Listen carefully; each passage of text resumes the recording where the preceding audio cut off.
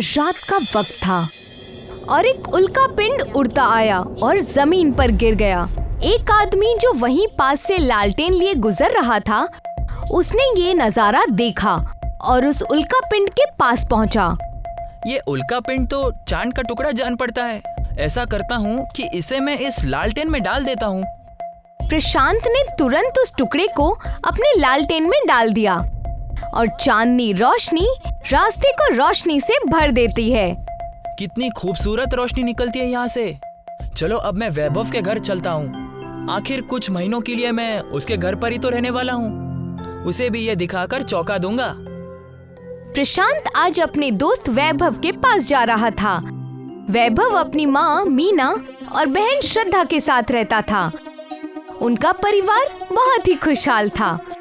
प्रशांत घर पहुंचा और सभी लोग उसके हाथ का लालटेन देखने लगे।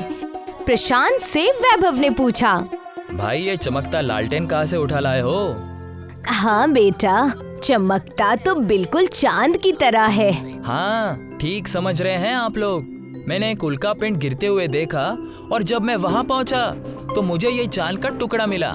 वाह, ये तो काफी खूबसूरत है। बस भी करो, अब उसे आराम करने दो। अभी अभी तो वो बेचारा घर पहुँचा है और तुम सबके सवाल खत्म ही नहीं हो रहे हैं। ठीक है, आओ प्रशांत, मैं तुम्हें तुम्हारा कमरा दिखा देती हूँ।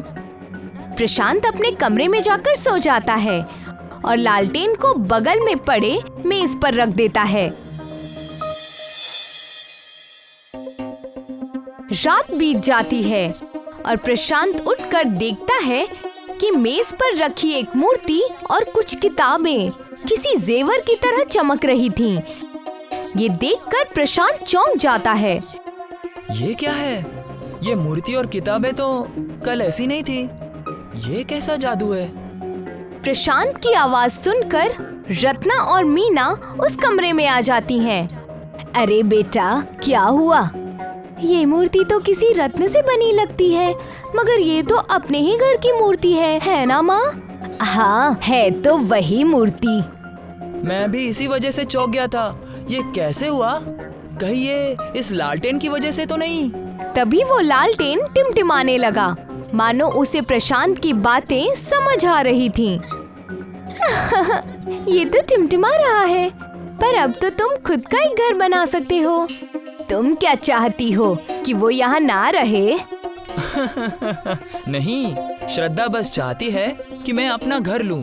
उसे मैंने बताया था कि मैं यहाँ अपना घर बनाना चाहता हूँ और शहर में अब नहीं रहना चाहता।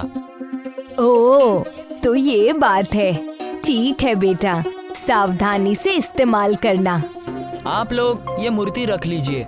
हिसाब चुका रहे हो? नहीं, मैं तो ये खुशी खुशी दे रहा हूँ। घर खरीदने के लिए और जमीन खरीदने के लिए ये किताबें बहुत होंगी। ठीक है बेटा, जैसा तुम कहो। प्रशांत सीधा वो चमकती किताबें लेने एक जौहरी के पास गया।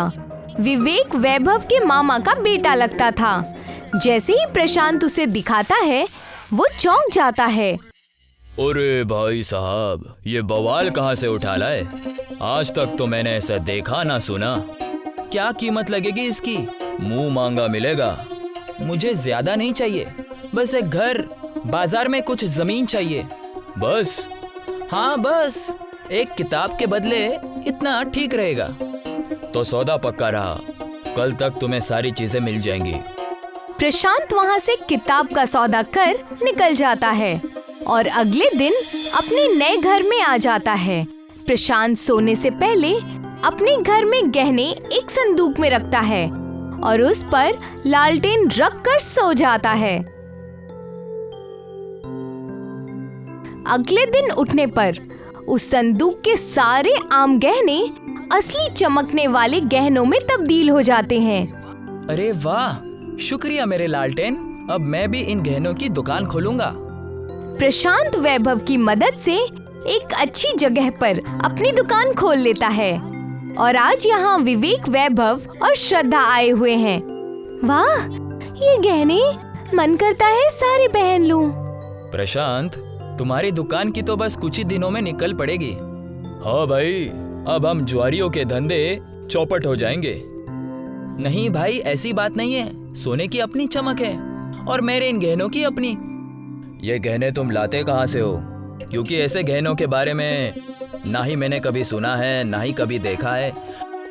वो दरअसल बात ऐसी है कि बस बस, आगे कुछ मत कहो। काफी नया है प्रशांत।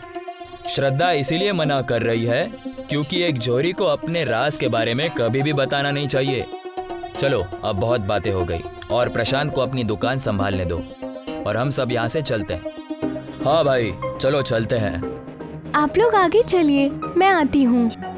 ठीक है, जल्दी आ जाना।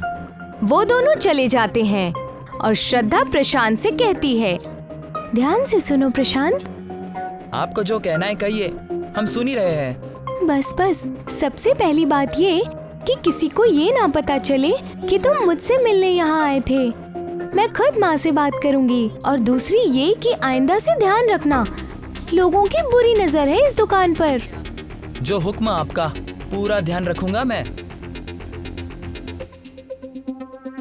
श्रद्धा मुस्कुराकर वहाँ से चली जाती है। प्रशांत की दुकान बहुत ही बढ़िया ढंग से चलने लगी। कई महीने बीत गए और अब प्रशांत से ज्यादा रईस उस गांव में कोई नहीं था। आज श्रद्धा ने अपने घर में बात की।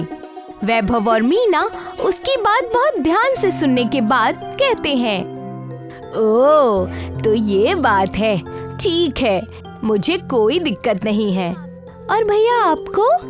तुम दोनों को एक बार बताना चाहिए था बस, और कुछ नहीं। इसके अलावा मुझे और कोई शिकायत नहीं।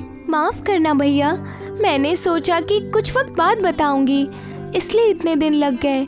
अरे अब क्या, अब तो चट मंगनी पट व्याह। तभी विवेक वहाँ आ जाता है। मैं दरवाजे पर ही था और मैंने आप लोगों की बातें सुन ली। आपने क्या इस मामले पर जल्दबाजी तो नहीं कर रहे? मतलब यही कि वो लड़का ठीक है कि नहीं? आपने इस बारे में कोई जांच की? आप उन्हें अभी जान रहे हैं? हम सब लोग तो पहले से ही जानते हैं, तो अपनी बातें अपने पास ही रखिए। कुछ चीजें तो मैं भी जानता हूँ। पहले तो ये कि उसके अम्मी अब्बू नहीं है और वो ये गहने बेचने से पहले बस एक मामूली इंसान था। ये गहनों को कैसे बनाता है या कहाँ से लेकर आता है, क्या इसके बारे में भी आपको पता है? हाँ, पता है, और हमें तुम्हें बताने की कोई जरूरत नहीं है। मैं भी इतने महीनों से हाथ पर हाथ रखकर नहीं बैठा हूँ। उस लालटेन के बारे में मैंने लोगों से छानबीन करवाई है और ये निकाह मैं होने नहीं दूंगा क्योंकि मेरा पूरा धंधा उसने बर्बाद कर दिया है। क्या कर लोगे? ऐसे कैसे नहीं होने दोगे शादी? वो ऐसे। तभी दो गुंडे अंदर आकर श्रद्धा को पकड़कर ले जाने लगते हैं। माँ, बचाओ भैया। वैभव और मीना कुछ नहीं कर पाते। ले जाओ इसे। गुंडे श्रद्धा को ले जाते हैं।